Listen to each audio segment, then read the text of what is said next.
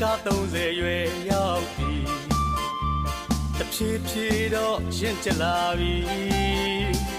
ဒါပေမဲ့ကလေးစိတ်တစ်ခါတလေရှိနေတော့စင်စင်သာသာတွေးမိတယ်လက်တွဲပေါ်ရှာရင်30ရွယ်30ကျော်ချစ်သူတယောက်တော့ရှာနေတယ်လို့ချင်တဲ့တယောက်တော့တွေ့ထားတယ်အစင်ပြေရင်သူ့ကိုလေးထောင်ရချင်မှာပဲအမြန်ဖွင့်ပြောမှဖြစ်တော့မယ်ကွယ်30ရွယ်30ကျော်အရွယ်ကောင်းတော့မှာပဲကိုချစ်ကိုလက်ခံလိုက်